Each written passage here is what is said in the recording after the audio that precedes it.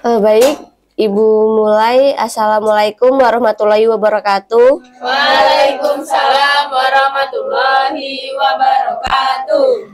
Baik, untuk ketua kelas mohon dibimbing doanya.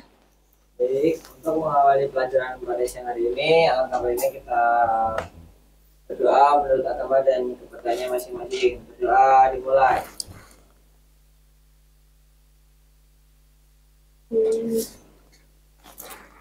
Doa selesai. Baik, untuk materi kita hari ini ada sistem pernapasan. Apa yang kalian tahu tentang sistem pernapasan?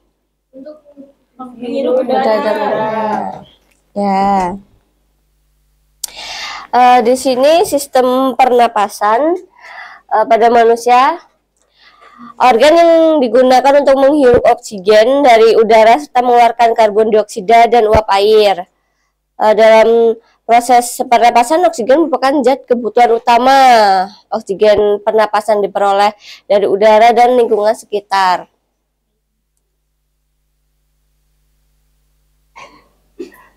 Di sini ada rongga hidung atau kafum nasalis. Rongga hidung berlapis selaput lendir yang berfungsi menangkap benda asing yang masuk melewati saluran pernapasan hidung. Yang pertama tersusun ada kelenjar minyak, ada kelenjar keringat, ada rambut pendek dan tebal yang berfungsi menyaring partikel kotoran yang masuk ke hidung kita. Ada konka yang mempunyai banyak kapiler darah yang berfungsi menghangatkan udara yang masuk sebagai heater. Seperti anak-anak gambarnya bisa dilihat. Next, ada TK atau faring atau pangkal tenggorokan. TK atau faring terletak di belakang rongga hidung dan mulut. TK tersusun dari otot lurik dengan panjang kurang lebih 4 cm. TK ini merupakan persimpangan antara saluran pencernaan dengan saluran pernapasan. Di bagian sini anak-anak. Ya, Bu.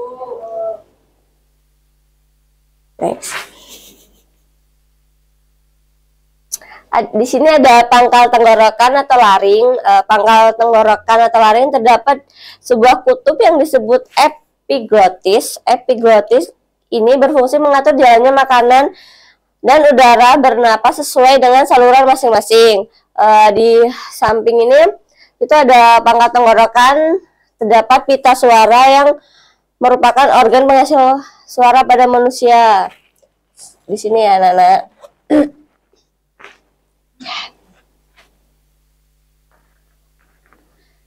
Selanjutnya ada batang tenggorokan atau trakea. Tenggorokan berupa pipa yang panjangnya kurang lebih 10 cm. Terletak di bagian leher dengan sebagian rongga dada atau toraks. Dinding tenggorokan tipis dan kaku dikelilingi oleh cincin tulang rawan pada bagian dalam rongga. Yang terdapat epitel bersilia atau silia-silia ini berfungsi menyaring benda-benda asing yang masuk ke saluran pernapasan. Seperti ini contoh gambarnya. Bisa dipahami?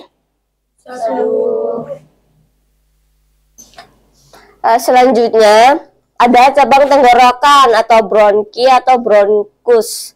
Batang tenggorokan merupakan saluran penghubung antara rongga hidung, rongga mulut, dan paru-paru.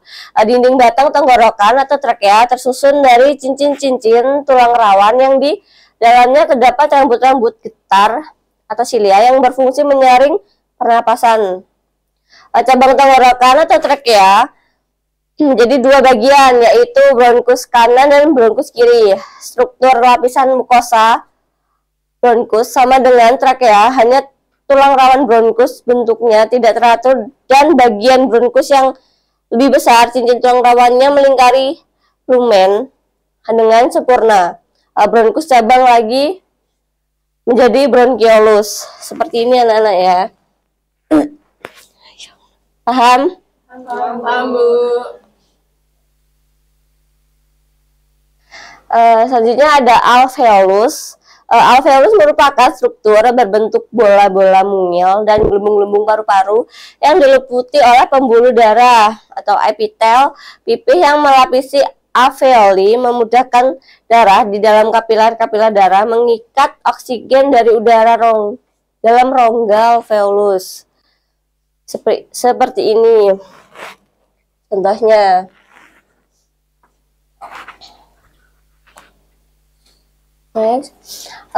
Ada paru-paru. Pasti kalian nggak asing dengan paru-paru. Karena kalian punya kan. Tapi nggak bisa lihat. Paru-paru itu terletak dalam rongga dada tepat di atas sekat diafragma. Diafragma adalah sekat rongga badan yang membatasi rongga dada dan rongga perut. Paru-paru terdiri dari bagian paru-paru kanan, paru-paru kiri, memiliki 3 lobus sehingga lebih besar dari paru-paru sebelah kanan itu memiliki 3 lobus sehingga lebih besar dari paru-paru sebelah kiri. Yang terdiri dari 2 lobus. Paru-paru dibungkus oleh 2 lapis selaput paru-paru atau pleura. Di bagian dalam paru-paru terdapat gelembung halus yang merupakan perluasan permukaan paru-paru yang disebut alveolus, dan jumlahnya lebih kurang 300 juta buah. Luas permukaan alveolus diperkirakan mencapai 162 atau 100 kali lebih luas pada luas permukaan tubuh. Bisa dilihat anak-anak, ini gambar paru-paru seperti yang kita punya. Selanjutnya ada pleura. Pleura merupakan selaput pembungkus paru-paru terdiri dari pleura viscerale atau melekat pada paru-paru selaput bagian dalam yang langsung menyeliputi paru-paru. Nah, yang kedua ada pleura parietal, merupakan lapisan dinding dada. Yang ketiga ada pleura costalis, merupakan melapisi iga-iga berupa selaput yang menyeliputi rongga dada yang bersebelahan dengan tulang rusuk disebut pleura luar. Untuk pleura diafragmatica melapisi diafragma, dan untuk pleura cervicalis terletak di leher.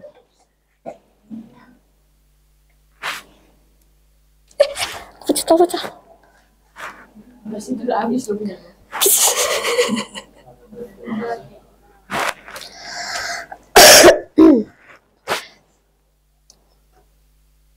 Baik, untuk materi hari ini apakah kalian paham? Kalau kalian paham, langsung saja Ibu kasih tugas menjadi 2 kelompok untuk apa ya? Mbak, tugasnya Mbak, gak usah diisi namanya aja.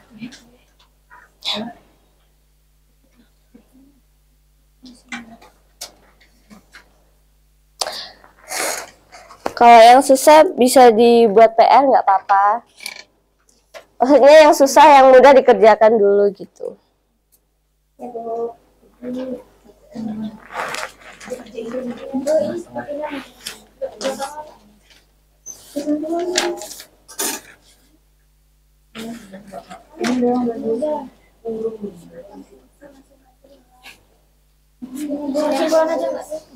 Ya, langsung kesimpulannya aja.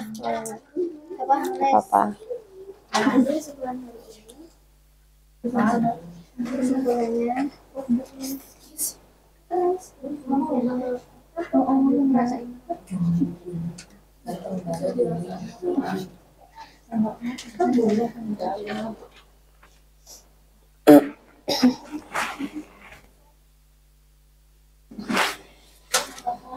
Jangan lupa tulis nama kelompok ya. Udah. Yo, itu kita tadi dijelasin itu. Iya. Dengerin ya. Berarti kurang paham dia orang. Iya, Bu. Ya, Bu. Kenapa? Bahasa apa? Oh, ya pena enggak nih aku? Oh, bahasa 11. 30 hari 23 hari.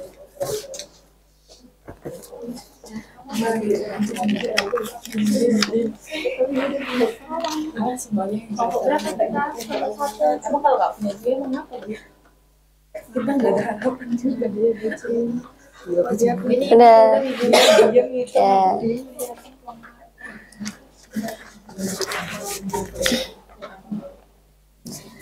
Nanti untuk di rumah kalian mencari tentang apa ya, tentang menjaga kesehatan sistem pernapasan kita. Kalau kalian udah nemu, dirangkum, besok dikumpulin ibu waktu berangkat ya. Minggu depan ya, Bu? Ya, tuh. Ya, Bu. Ditulis di buku atau di kertas, Bu? Di buku. Jangan lupa selembar kan dikumpul.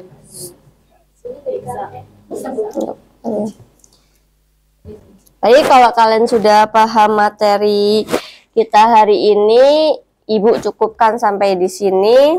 Kurang lebihnya Ibu mohon maaf, dan kalian bisa cari di HP kalian masing-masing, searching di rumah.